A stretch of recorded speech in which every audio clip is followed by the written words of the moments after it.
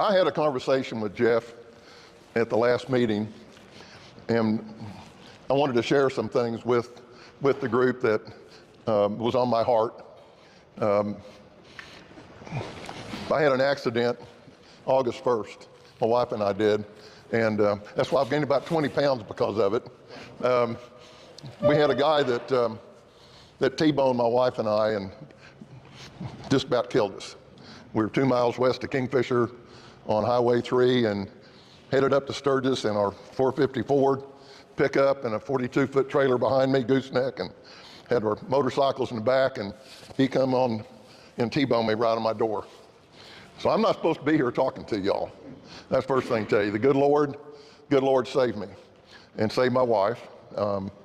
She got bruised up and she's going to PT and she's doing well. And I got shoved over on the seatbelt buckle and bruised my hip, and I ended up having it replaced about 6 weeks ago. And that's why I got this thing.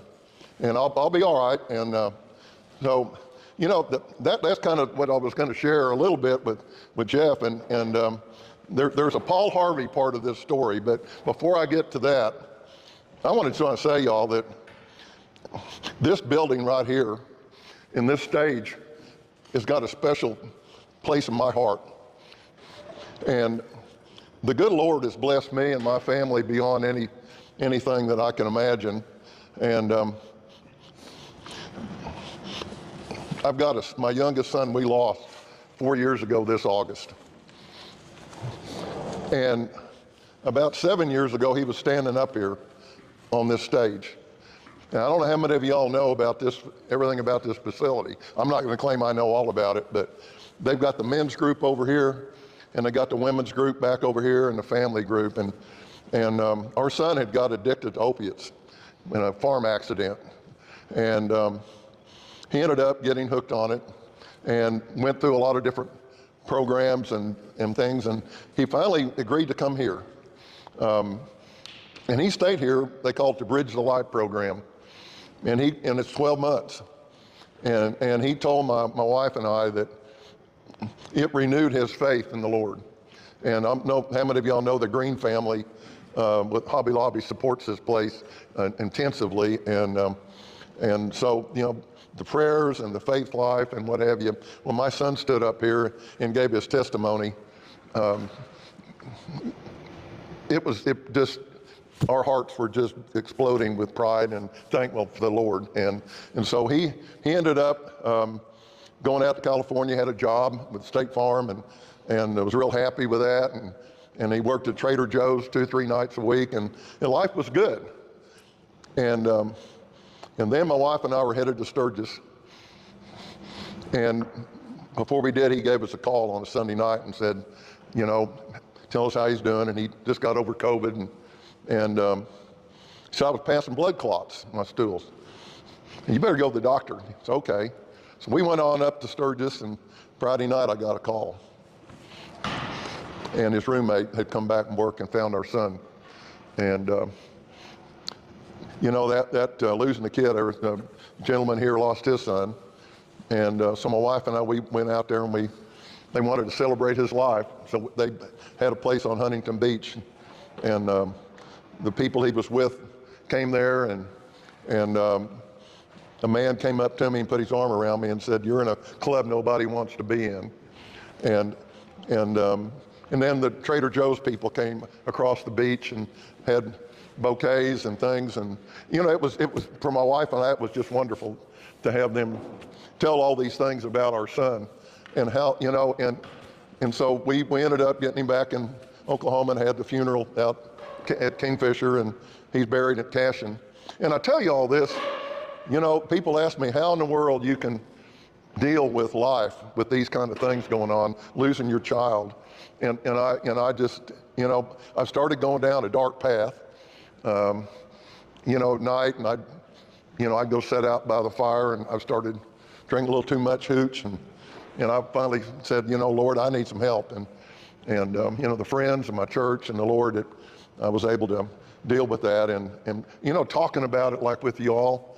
And I just encourage any of you that if you have something like this happens in your life, whether it's losing a child or almost getting killed, if you can share that with people. One of the other things we've got that we deal with is I've got another son next to the youngest. He's been in drug court for 12 months now, and he got hooked on opiates. And so he's got six more months and he'll graduate. But you know, people ask, how do you deal with all these things? And so get to the Paul Harvey part about how you deal with things.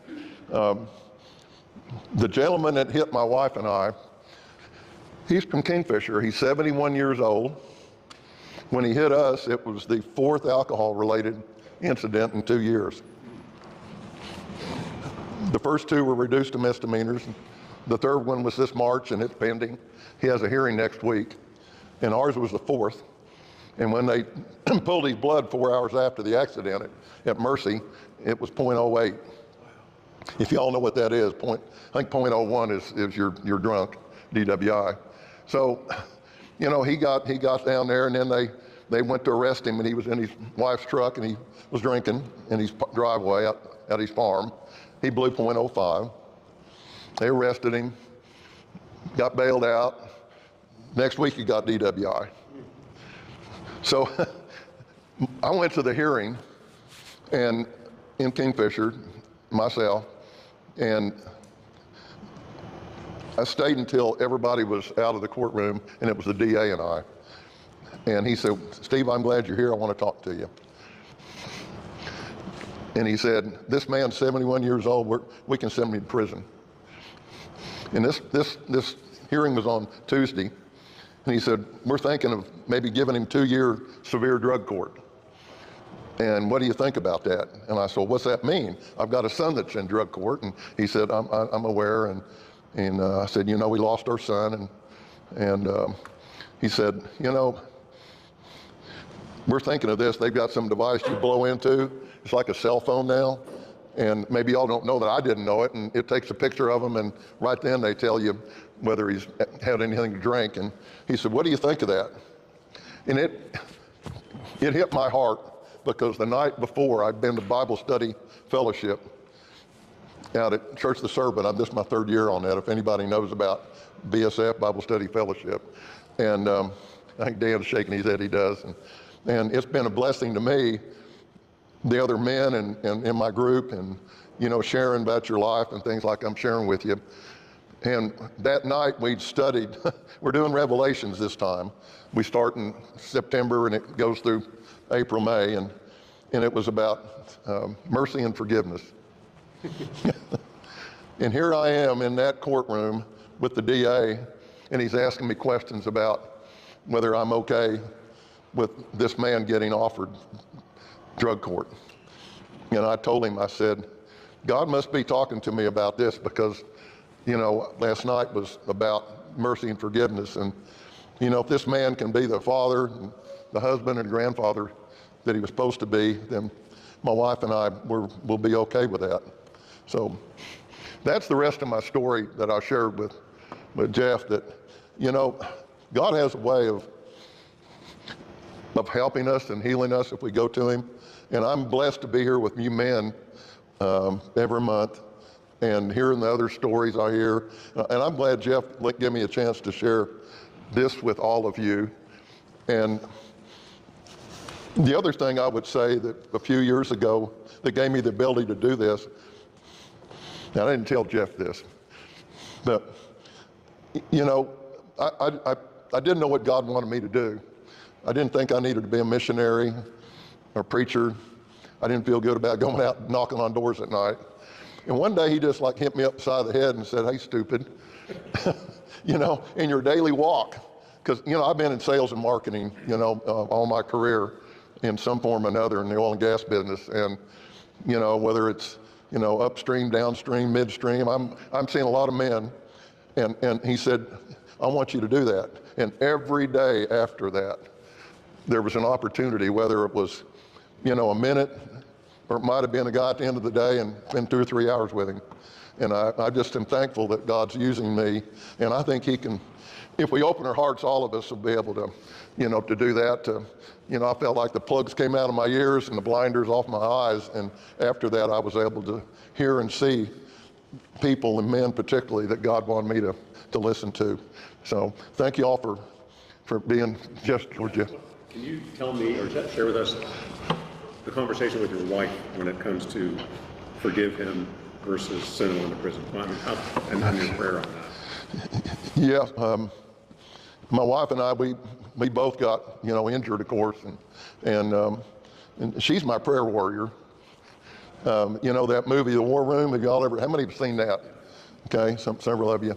It's a movie that was out a year or two ago, and it's about this lady that took a little room in her home, and she had having problems with her marriage, I think, and she used that room as her prayer room. My wife has a room in our home, a little room, and she's my prayer warrior, and it's encouraging. And when this happened, I talked to her about it, and she had the same feeling that if God can save this man and turn him around instead of putting him in prison, which will kill him, he's got bad health. That's so. Both of us, we prayed at the table and talked about what God wanted us to do with this situation. So I think that's what I was sharing with Jeff. And if anybody has any questions about things like this, or if you have if you lost a child, or somebody that's lost a child, just going up to that person, man or woman, and just telling them that you're praying for them, and that means a lot. That you're there for them if they need somebody to talk to, and pray with them. And so that's losing a child and having him come through here, and my wife and I, we do try to support this facility, and in Oklahoma, if you're reading the paper, there's a lot of things about people that have addictions. And right now, they just, that TEAM, I think, or TEEM, and they've reduced the jail population in Oklahoma City, Oklahoma County, from over 2,000 to around 1,400 now.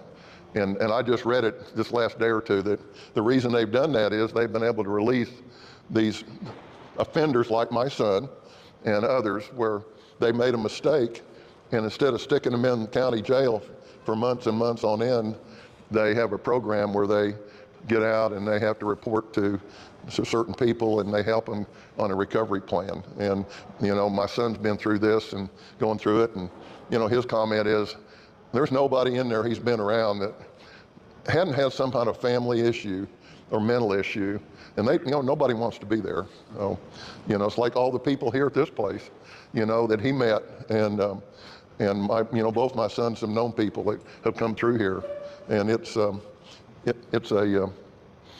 journey. And I've got a friend who's been sober 35 years. He still goes to AA once a week. And I pray for my son, and that he, when he gets through with this, and that he can stay sober and stay with the Lord. And so we pray for him and encourage him that way. So any questions anybody has? I mean, I'm just giving this from my heart, guys. And I didn't know how much time we had here to talk about this, but me to share, but that's my story I wanted to share. Any other questions? I have one. 52 years in the oil field. Tell us about that. Oh my, 52 years. Well, it's been wonderful to me and my family. I graduated from OSU with a mechanical engineering degree, and I didn't know what I wanted to do. And Gulf Oil hired me out of the Warren building in Tulsa. And I was a lubrication engineer, and they moved me to Houston, Texas. And growing up on a farm, I got a chance to go in industries where, steel mills, paper mills, glass plants, aircraft facilities, refineries, chemical plants. And then I did that, for about 6 years, and then Gulf Oil got bought by Chevron.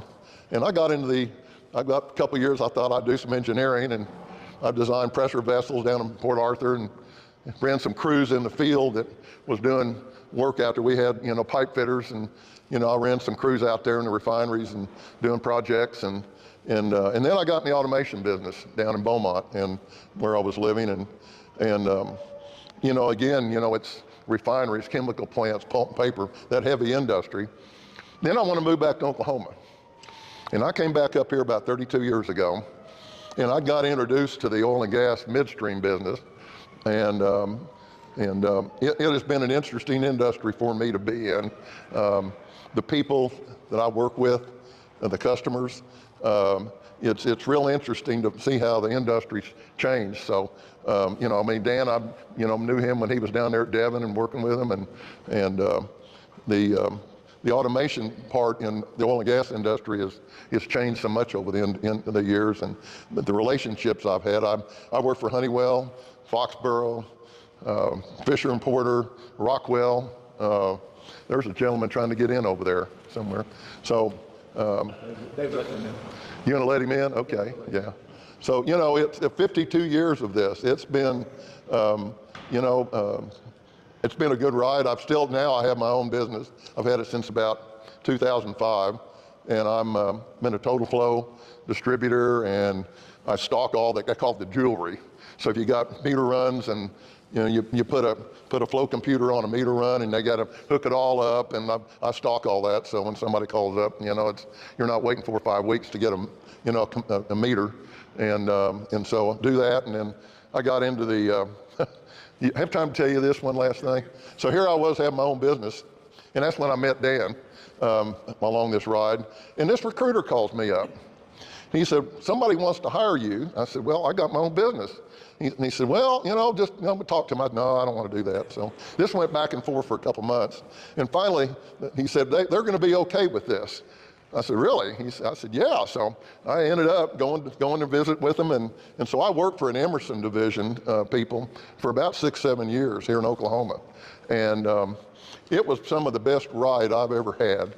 And a lot of it, you know, it was the liquid measurement. Most people didn't know much about it in the oil and gas side out. So I represented a company, Micromotion, with the Coriolis meters. And nobody really knew much about it, and we grew that business here, and Devon was a huge client, and we started putting those on heater treaters out there on the dump valves, and customers found out that they could measure the density of the oil coming out of the heater treater, and if the dump valve stuck, what do you think happened? All you had was gas. And you didn't want to get the gas going out through the atmosphere, and you couldn't sell it. So the companies found out they could put that out there and detect when they need to send a guy out the next day. So that became a really interesting business, but the main thing that I loved about it in my last years doing that was the young engineers that were my son's age. And they would be getting ready to make a decision. And I got to know most of them pretty good, and I might just say, well, Jeff, you know, it's none of my business what you're getting ready to do, because I knew maybe not even something I dealt with, but I said, you know, you're my son's age, and you're about ready to make a decision that might be career limiting. And I had an opportunity with a relationship to help some young men and women too along the way. I'm not the smartest guy in the world, but I had a little experience, and I enjoyed it immensely in my last years of being able to help people, and you know, and so it's been a good thing. So 52 years I'm counting. I'm kind of slowed down on it and a little bit, and you know, the industry's kind of slowed down, but in what I do. But I'm just feel blessed, guys. And you know, when you're out here, there's young people that younger than you that need help, and they need somebody to have a kind word to them and encourage them and hold them accountable for what they're supposed to be doing. That's the other thing is, you know, the difference in how people work together. I remember years ago when I first started, relationships were so important, and we were taught how to build relationships. And then all of a sudden, somebody came into these big companies and said, oh, no, you don't need that. It just get your PowerPoint and, you know, present it. And, you know, it was not, so they just discounted relationships and started letting people go that had been years and years working for a company and had developed relationships. Here we are 20 years later, and I'm hearing from people say, you know, there's a new thing they're pushing. I said, what would that be? He said, well, relationships. So, you know, I think in my business in 52 years, my biggest joy is the relationships that I have developed. And all of you, as you keep your career going and whatever the end is, I think you're going to find that the most valuable thing God gave you was the ability to have friends and relationships with people. It's not about, you got to make a living, you got to do your job, but the relationships is, to me, the most important gift that God gave me. And thanks for letting me share my thoughts with y'all today. Good job.